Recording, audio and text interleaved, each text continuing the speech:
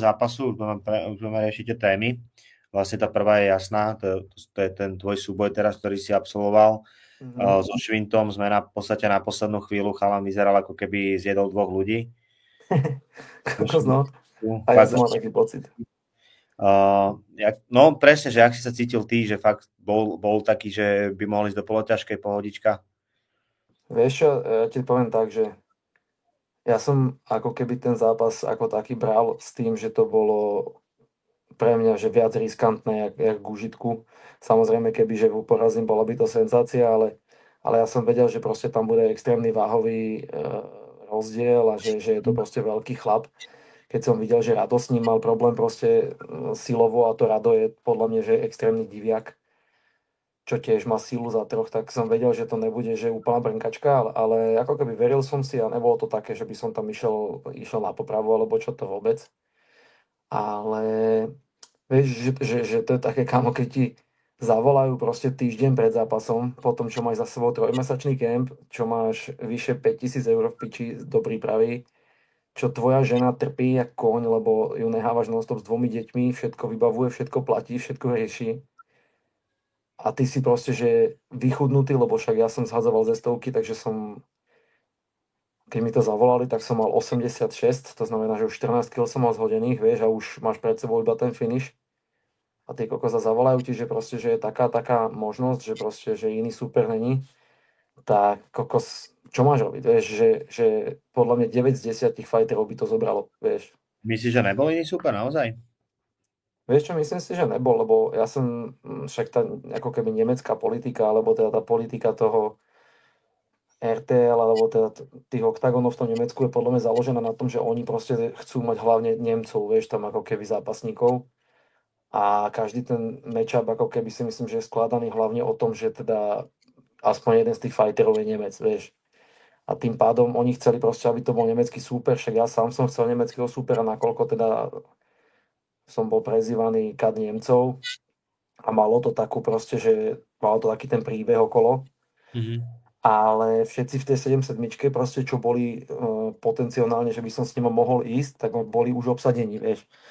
Tam boli, všetci už buď majú oznámený zápas, alebo ho mali v najbližšej nejakej dobe, alebo boli zranení, alebo tí kokos neboli absolútne v príprave, vieš, že tam absolútne nebolo, že s kým.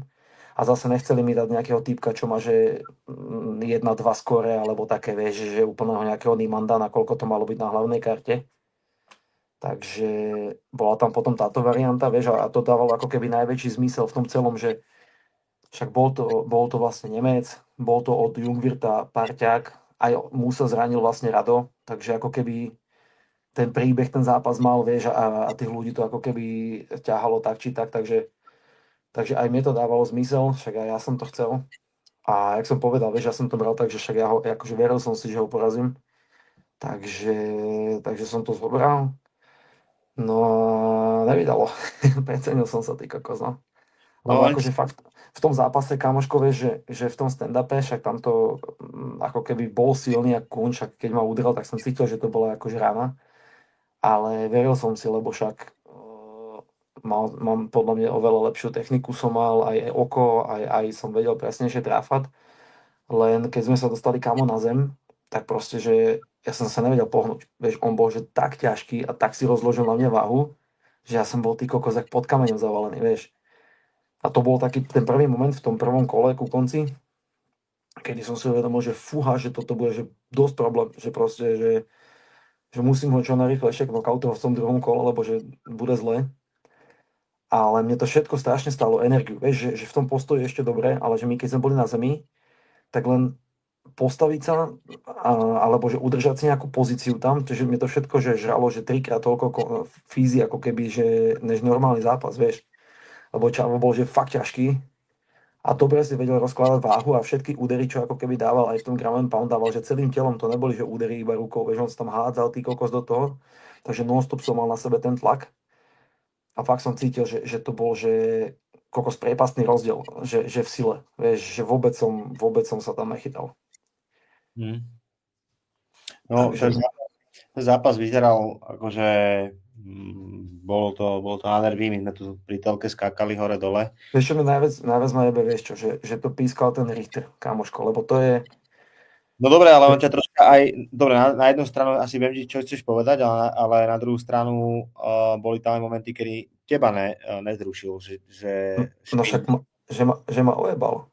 To chcem povedať.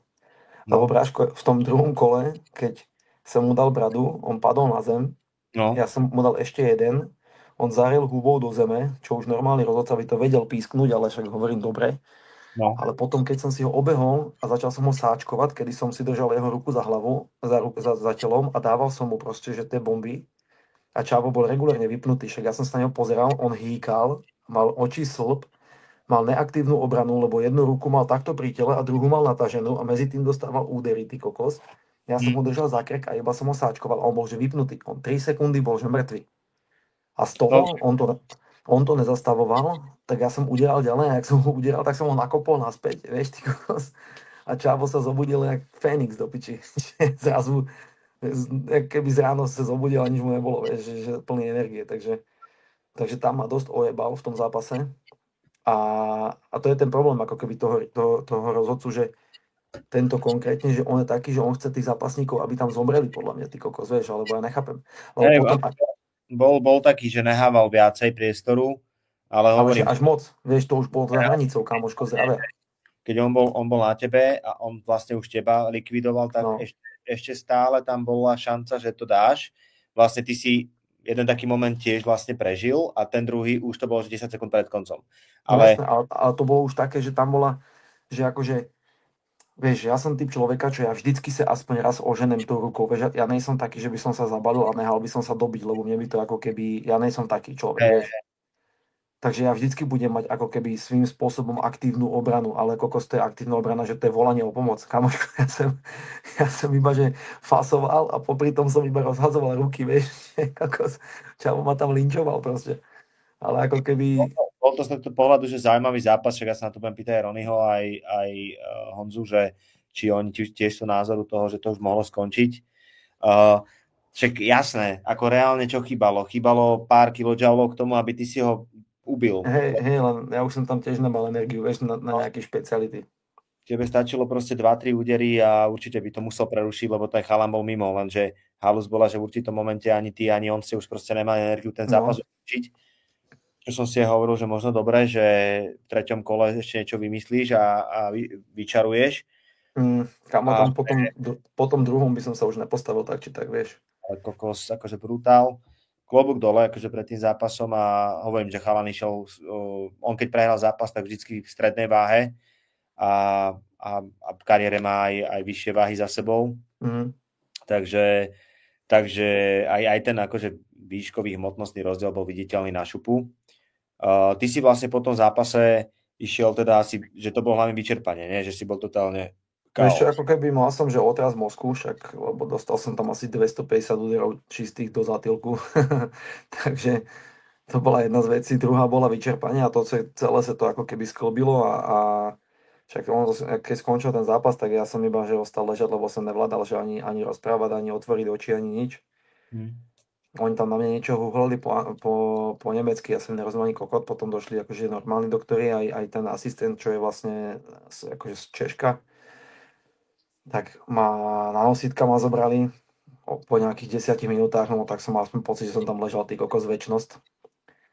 Potom ma odniesli ma vlastne však na vyšetrenie, tam mi dali hneď infúzku a furt mi akože vyšetrenia, že prehlíželi mi oči, či mi reagujú zornice a tieto veci, ale ja som bol kamo, že mne bolelo iba otvoriť oči, ne ešte, že odpovedať im, vieš. A ja som ako keby, že hlavou som bol prítomný, ja som všetko vnímal, aj všetko, len telo mi absolútne, že proste vyplulo.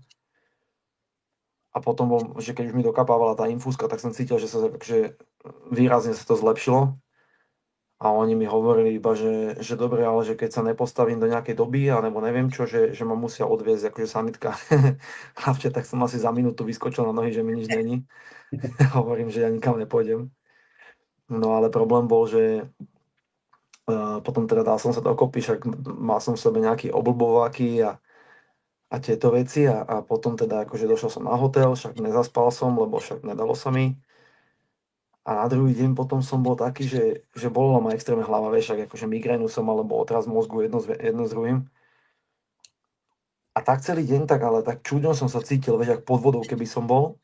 No. A na druhý deň to hovorím, že nie, že kokos, že niečo není so mnou v pohode, lebo cítim, že som také náladové a že proste, že kokos mám za sebou milión zápasov. Fakt, že 100 000 krát som dostal na hubu, ale že takto na hovno mi nikdy nebolo, že proste cítil som, že niečo nie je v poriadku, vieš. Mhm. Tak som si vybavil CTčko, lebo však išiel som na traumatológii, čo mám známu, aj mi urobia vyšetrenia hlavy, lebo mal som taký kokos čudný pocit proste, že niečo je zle. Mhm. Ale našťastie všetko vyšlo negatívne, že žiadne ani zrazeniny tam nie sú, ani zápalový nejaký hodnoty neboli, ani nič, takže ako keby mozog je v poriadku, len z toho otrasu mozgu proste som Otraz bol ako mozgu, keby že taký. Otraz mozgu. Takže našťastie, ale chcel som mať, vieš, kľudné svedomie, lebo však predsa len ty kokos mám dve deti a ženu a nechcem ich tu nehať samotných, vieš.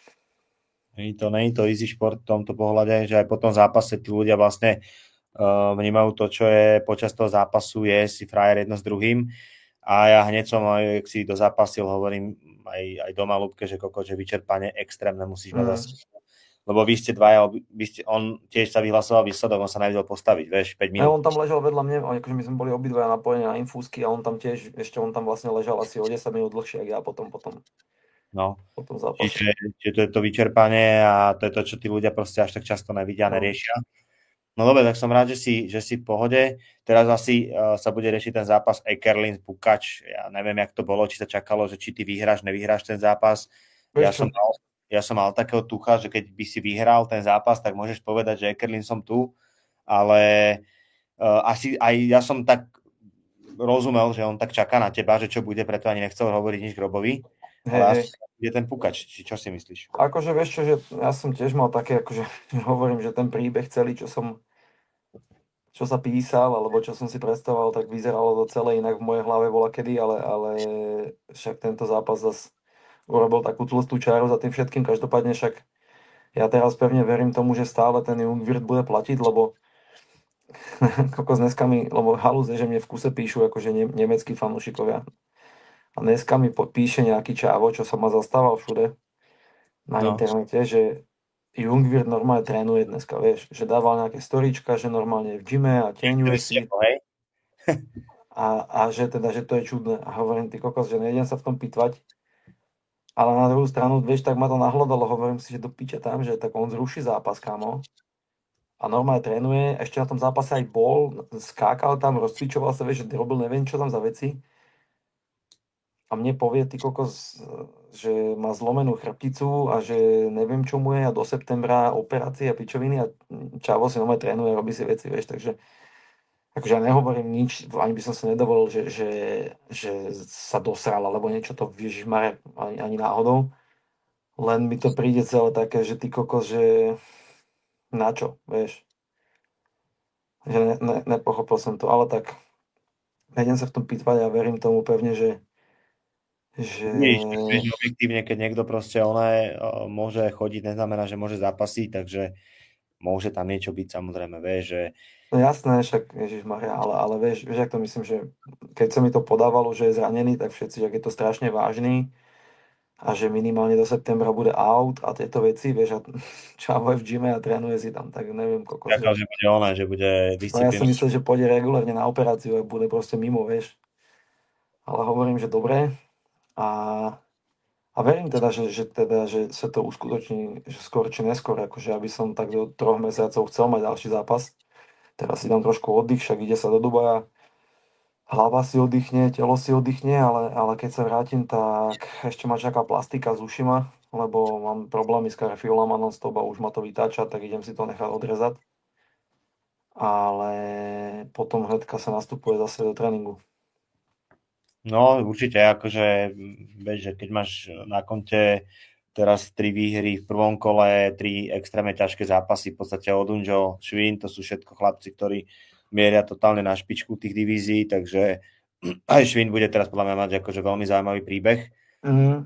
aktuálne po tebe a poradovi, takže je veľký, aj na tú strednú váhu je veľký, Je to, veľký, kámo, veľký. to je úplne vidieť, takže akože ja osobne si myslím, že niečo jak Magnor, len keď si išiel do zápasu s Magnorom vtedy, No s Magnorom sme išli ale stand-up, kámo, vieš. lenže Že to som chcel povedať, že to je iný druh športu. Presne, že nemôže ťa privaliť na zem. No jasné. Vieš, Keby som ze Švintom išiel stand-up, tak by som ho vystrelal v prvom kole, kámo, vieš. čiže tak, no. Dobre, uvidíme, čo bude. Ty si určite užiješ Dobču a všetko okolo. Napríklad tie Karlové Vary. To bude podľa mňa že extrémne nabitá karta už len z toho titulu pre ten československý trh, že Pirát ide s Humburgerom, Čepo ide s Kartalom.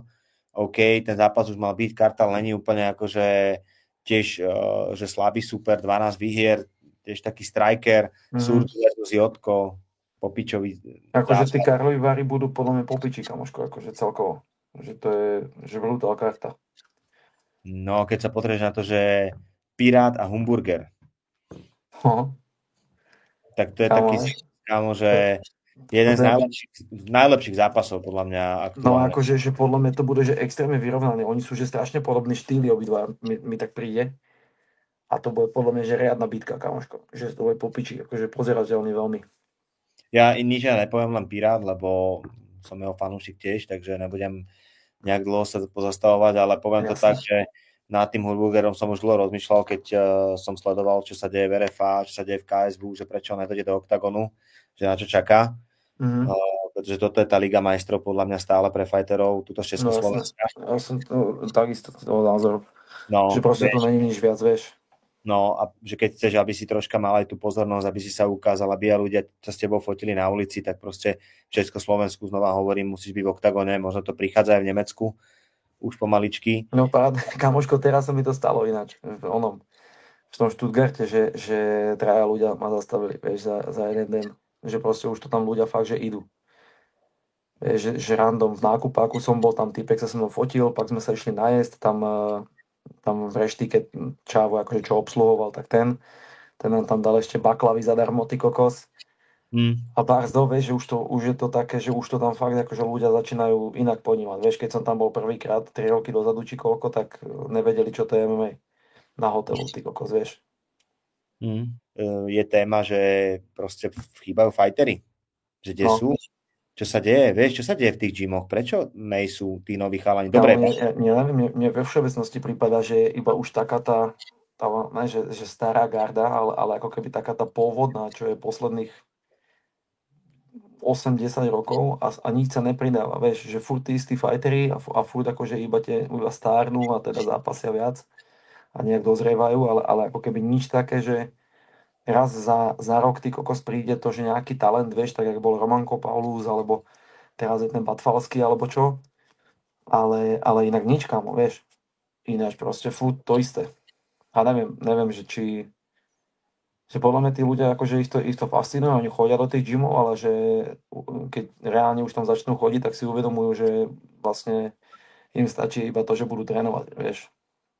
Lebo vieš, to je to, že kedy bolo veľa chalanov, veľa nás trénovalo a nikdy ťa nenapadlo, že raz by to mohlo byť takto populárne, vieš.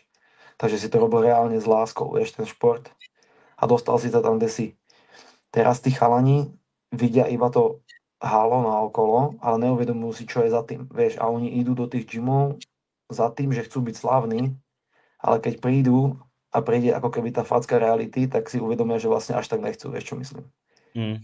Že podľa mňa kvôli tomu, vieš. Je to tak, akože troška sa to ako keby stalo iba imidžovou záležitosťou, vieš, no, a ten imidž ti môže padnúť, takže ja si myslím, že asi je treba znova to nejak pozbudiť niečím, lebo však tých správ je dosť, Octagon robí dobrú show, UFCčko sa stále sleduje, nejakí ľudia tam stále sú od nás, není to, že je to úplne mŕtve, máš stále Lajoša, sleduješ, Buddy sem tam teda stihne zápas, máš tu Jirku Procházku, ktorý to že extrémne propaguje, vieš, v Československu. A jedna téma je v podstate zápas Kincel versus Mach Muradov, ktorá je strašne veľa v podstate tých otáznikov a veľa ľudí sa ma pýta, že kto teda zvíťazí a jedno s druhým, tak vieme, o čom je asi ten zápas. Veľmi podstatné za mňa osobne a pýtam sa teba, či s tým súhlasíš, či Kincl proste musí mať svoj deň a Kincl má svoj deň. A ja som to tak povedal, keď Kincl bude mať svoj deň, nepríde Kincl ako človek, ktorý dokáže Macha poraziť. Nehovorím, že ho porazí, ale podľa mňa áno, úprimne poviem, vidím, že Kincl by vyhral, keď bude mať Kincl najlepší deň a Mach bude mať svoj proste dobrý deň, tak Kincl určite vyhrá za mňa. Vieš čo, ja som to... No. Nič, ja to mám tak, že akože u Kincla ja to mám tak, že kámo, podľa mňa on dokáže poraziť že každého, lebo ako keby on je taký precízny a taký detailista, že on podľa mňa, že keď sa sústredí že na tú prípravu, že na to jedno človeka, že on si ho vie a podľa mňa to aj robí, že si ho naštuduje, že ty kokos fakt do detailov a každý jeden jeho krok si predplánuje dopredu. Takže ja verím tomu, že on by sa vedel na toho Macha pripraviť, ale všetci vieme, že proste není to len o tom, že jak hovoríš ty, že proste musíš mať dobrý deň, že musí ti aj trošku to šťastičko hrať. A je tam strašne veľa tých faktorov, vieš, že u takéhoto zápasu je to strašne o tom, podľa mňa, kto chytí ten začiatok. Vieš, že kto prvý trafi nejakú, že rozhodujúcu, ale takú tú otváraciu, tvrdú, nepríjemnú ranu, ktorá ako keby nastolí takéto tempo, alebo taký ten vzájomný rešpekt, akože, že vieš, lebo však Mach je kokos extrémne komplexný, extrémne šlachovitý, výbušný, nepríjemný a s brutálnym okom týpek, vieš. A spároval som s Barským na svete, ty kokos, a on je fakt, že jeden z najnepríjemnejších ľudí na sparingu, čo som kedy mal. Lebo on je fakt, že No má takúto tvrdosť aj. on je proste, že šlachom, vieš, on má také, že on ti nedá úder, ako keby, že ťa zamete, ale on ti proste dá takú hnusnú štíplavú, že proste, ale je to v konečnom dôsledku bomba, vieš, ako keď bičom práskneš. A fakt, že dlhý, vie si držať dištanc, dobré oko má, vieš, že vie si pohlídať veci, ale Kincl je to isté, vieš, že on tiež sa nepustí do pičoviny žiadnej, on si to všetko nasetapuje a postupne si to ako keby prepracuje. A videli sme už miliónkrát v Barzakom zápase, a už to bolo s tým Poliakom Varžiniak, či ak sa volá, čo dostával, ale aj tak ako keby vie si počkať na ten správny moment, vieš čo myslím, že není taký, že by sa úplne opustil, alebo hodil flintu do žita, ak sa hovorí, takže aj v tej akože zlej situácii. Až na zápas za Engičkom, no. Akože to bol taký zápas, že ja som hneď videl, že Paťo není vo svojej koži. No jasné. A akože úprimne, keby bol Paťo v kľude a vo forme, tak proste Engiček podľa mňa v druhom kole by už nebol Engiček. Ale to je môj názor, akože. A to teraz nejsom nejaký, že vyslovene, že tvrdý fanúčik Patrika Kincla. Hej, jasné. Ale vidím, že... Akože ja to tiež neberiem, že z nejakých sympatí, ja to beriem iba z toho, že ako keby však čo za tie roky už ho poznám, vieš, a videl som tých zápasov Neurekom, takže že úplne nezávisle, vieš, hovorím to, že napríklad jak išiel s Vémolom, vieš, tam videl, že bol absolútne sústredený, absolútne, že proste, že fakt, že pripravený, načítaného ho mal, že od A po Z a neurobil jednu jedinú chybu v tom zápase, vieš. A potom na druhú stranu, vieš, napríklad presne s tým Engičekom, že videl, že od začiatku zápasu to nebolo, vieš, že sa nevedel chytiť tempa, nevedel si urobiť dobrú vzdialenosť a proste celý zápas mu nesadol, vieš. Takže to sú také veci, že sám ti poviem z vlastnej skúsenosti, že strašne častokrát sa ti dostane, vieš, že ja som to mal napríklad naposledy s tým Odunžom. Tam som kamoško, že od začiatku zápasu ja som si nevedel urobiť vzdialenosť, ja som bol že dojebaný, unavený, nič sa mi nechcelo, že akože ako keby hlava chcela, ale telo mi odchádzalo, že proste, že úplne som bol nešťastný z toho, vieš, že strašne zle som sa cítil v tom zápase. Takže proste, vieš, to je toľko faktorov ti hrá, že proste, jak sa vyspíš, čo zješ, či cez deň oddychuješ, alebo sa prechádzaš, alebo že vieš, že fakt, že miliarda vecí, čo môžeš urobiť inak v tom deň toho zápasu a potom to hrá ako keby akože veľkú rolu, vieš, že či ti to sadne alebo nie, takže je dobré, keď máš nejakú svoju rutinu, ktorú si udržuješ, ale niekedy však samozrejme aj to ti nepomôže. No, tam potom ďalšia ešte Attila versus Carlos trilógia, otázka toho zápasu. Áno, že tam prichádza vyvrcholeniu vlastne týchto tejto záležitosti, ktorá trvá už, ak to dobre rátam, 6 rokov. A ja predpokladám, alebo teda som si istý, že Attila nebude s niekým zápasiť, keď proste po Carlosovi, po tomto zápase, že už nebude potrebovať MMA. Carlos, to nikdy nevieš, tam je vždycky otáznik, ale nemyslím si, že sa to stane. To je môj názor. Nemyslím si, že Carlos proste skončí kariéru po zápase s Attilom, či vyhrá alebo prehrá. Hej? Neviem, akože za mňa ja si myslím, že Carlos už je zdravotne na tom, že tiež veľmi zlé, kamoško. Že ešte sa nejakým spôsobom drží, ale tiež si myslím, že už sa to podepisuje na ňom, vieš, že však koľko posledných, ak hovoríš, ty 6 rokov a ešte predtým dobrých ďalších 6 minimálne ťahá takú šňúru, ty kokos, že iba zo zápasu do zápasu, vieš. A to neboli, že AD1 ľahké zápasy a AD2 to, vieš, to striedanie tých váh, že ťažká, stredná, neviem aká, vieš, že zhadzovanie 1 000 000 kg, ty kokos za mesiac, takže určite to aj on už cíti a neviem, či sa mu to ešte ako keby, ne že oplatí, ale že či ešte si má potrebu niečo dokazovať, vieš. Ale ak si hovoril, to je iba on. Ale u Attilu som si na 98% istý, že určite už nič potom. Možno nejaké exibičné boxerské zápasy alebo takéto veci ešte možno si strihne, ale nemyslím si, že ešte by potreboval niečo. No, čo bude, keď sa ma pýtajú, že kokos, že dobre, lebo že mali odvetu, na to sme boli zvedaví, teraz nie trilógia, je to moc rýchlo. A ja si hovorím, a čo, nezaujíma ťa to? Že nechceš to vidieť? Vieš, že pýtaš, to je o tom, že na čo chceš čakať potom, vieš, že kým budú mať 45 všetci. No, jasne, že to zaujíma, jasne, že to budeš kúkať, lebo je to proste... A hlavne, vieš, že ako keby, podľa mňa to sú také veci, že to sa presne mal takto, že ešte za teple riešiť, vieš, lebo keď to bude takto, že ak bola, vieš, vlastne odveta stoletia, tak to bolo po koľko, 5 rokoch, či po koľko. No. A videl, že už tam nebol ten drive, vieš, už to bolo proste vyhasnutý. Takže jasné, že Carlos ne, Carlos to mal v sebe, lebo on to prehral, takže on tú motiváciu miel, vieš, ale Attila proste, však on to, vieš, podľa mňa, nechcem povedať, že to podcenil, ale určite to pre neho nebolo také dôležité, jak keď išiel do toho prvého zápasu. No ja som vedavý na ten zápas týchto dvoch chlapcov, k tomu sa viaže ešte teda otázka Villa Fleryho, to je typek, ktorý sa zdá byť nekonečný a bude asi nekonečný, aj sám povedal, že by chcel ovládnuť proste 3 divízie. A asi je to fakt, že to práve zviera, ktorému by sa to mohlo podariť. Neprišiel mi taký, keď prišiel do oktagonu, ja, že... Vôbec, ja som ho mal, že to je nejaký pumpár, ty kokos z zóny z Írska. A Čavo proste, on je normálny vrah. Že okrem toho, že fakt, že na ťažkú váhu, že má nekonečný kardio, že to je brutál. Čo on, Čavo, v akom tempe vydrží robiť 5 kol, ty kokos, to je neuveriteľné. A že brutálnu má plejadu proste, že technik, vieš, že vôbec to není nejaký proste, že hospodský bitkár, že proste regulárne, že to je technicky, pekne boxuje, mení si gardy, vie si robiť vzdialenosti a na zemi kokos, brutálnu kontrolu má a ako keby, že aj tú komplexnosť, že fakt, že brutálny zápasník za mňa.